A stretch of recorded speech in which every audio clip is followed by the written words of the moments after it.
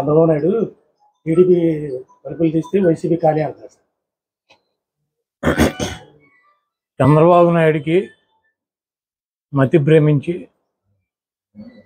మా పార్టీలో జరుగుతున్నటువంటి సీట్ల మార్పులు చేర్పుల గురించి, అదేవిధంగా కదలరా అని చెప్పి ఈయన కదిలి వెళుతూ వాళ్ళ దగ్గరికి ఉపన్యాసాల్లో అక్కడ ఉన్నటువంటి శాసనసభ్యుల్ని, మా మంత్రుల్ని, మా ముఖ్యమంత్రిని ఆయనకి నోటికి ఇష్టం వచ్చినట్టు ఇట్టే కార్యక్రమం పెట్టుకున్నాడు. ప్రజలకు ఏం చేస్తానన్నది చెప్పట్లేదు. నిన్న చంద్రబాబు నాయుడు తలుపులు కనుక తీస్తే మా పార్టీ ఖాళీ అవుతుందని చెబుతున్నాడు. చంద్రబాబు నాయుడు కొంప గోడు తలుపులు అన్నీ కూడా 2019లో ఈ రాష్ట్ర ప్రజలు పీకి ఆయన్ని హైదరాబాద్ పార్సిల్ చేశారు. చంద్రబాబు నాయుడు వయసు వచ్చింది కానీ బుద్ధి రాల. జగన్మోహన్ రెడ్డి గారు అధికారంలో ఉండి ఈరోజు 58 మంది అభ్యర్థులను మార్చాడు. ఇంకో 10 మందో 12 మందో 15 మందో ఈ 1-2 రోజుల్లో కూడా మార్చి 175 మంది శాసనసభ్యులు, 25 మంది ఎంపీలు లిస్టుని అనౌన్స్ చేస్తున్నాడు. దాంట్లో ఒక 5-10 మందో సీట్లు రానాళ్ళు చంద్రబాబు దగ్గర మేము తీసేసిన వాళ్ళం చంద్రబాబు నాయుడు తలుపులు తెస్తే చంద్రబాబు నాయుడు దగ్గర చేరుతారు. రేపు పవన్ కళ్యాణ్ చంద్రబాబు నాయుడు అలయన్స్లో ఎవడు తీసుకుంటాడు, ఏ సీట్లు ఎవరు తీసుకుంటారు, ఎవరి సీట్లు ఎక్కడ ఏ అభ్యర్థులను ప్రకటిస్తారో చెప్తే చంద్రబాబు నాయుడు కొంపనే, జనసేన కొంపనే ఆ అభ్యర్థులు ఆ పార్టీనే తగలెట్టేటువంటి పరిస్థితి ఉంది. ముందు ఆయన తలుపులు తీయటం కాదు, ఫైర్ ఇంజిన్ పెట్టుకుని ఆయన కొంప తగలాడకుండా జాగ్రత్త ఉండమని చెప్పి నేను చెప్తున్నాను.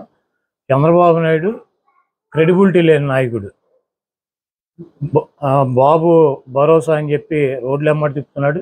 3 సార్లు ముఖ్యమంత్రి అయ్యాడు. 600 వాగ్దానాలు ఇచ్చి ఏ వాగ్దానాన్ని నెరవేర్చినటువంటి చరిత్ర లేనటువంటి, క్రెడిబిలిటీ లేనటువంటి నాయకుడు ఈ రాష్ట్ర ప్రజల దృష్టిలో ఉన్నాడు. జగన్మోహన్ రెడ్డి గారు ఇచ్చినటువంటి మాట కట్టుబడి ఉండేటువంటి వ్యక్తి. జగన్మోహన్ రెడ్డి గారు 5 సంవత్సరాలు ఆయన ఇచ్చినటువంటి మేనిఫెస్టోని అమలు చేశాడు. మళ్ళీ మేము కొత్త మేనిఫెస్టోతో వస్తాము. చంద్రబాబు నాయుడికి దిమ్మ తిరుగుద్ది. చంద్రబాబు నాయుడికి ఈసారి ప్రతిపక్ష హోదా కూడా వచ్చే పరిస్థితి లేదు. సరిగ్గానేమో కేంద్రానికి రాష్ట్రం తాకడ పెట్టించాలని విమర్శిస్తారు. ఇప్పుడు షర్మిలమ్మ తెలంగాణ ప్రజల కోసం, పాలేరు ప్రజల కోసం ఆవిడ అక్కడ పార్టీ పెట్టి 4000 కిలోమీటర్ల పాదయాత్ర చేసి తెలంగాణ ప్రజలను ఉద్ధరిస్తానని చెప్పి, రాజశేఖర రెడ్డి బిడ్డనని చెప్పి, రాజశేఖర రెడ్డి గారి ఆశయాలు సాధిస్తానని చెప్పి అక్కడ ఏం చేసిందో తెలంగాణ ప్రజలు, ఆంధ్రప్రదేశ్ ప్రజలు కూడా చూశారు. అక్కడ ఆవిడకి 0% ఓటింగో లేదా 1% ఓటింగ్ ఉండేది.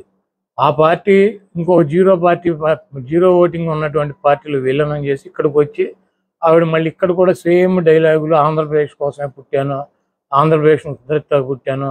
ఇప్పుడు వైజాగ్లో స్టీల్ ప్లాంట్ గురించి 4 సంవత్సరాల నుంచి గొడవ జరుగుతుంది. ఆవిడేమైంది 4 సంవత్సరాల్లో?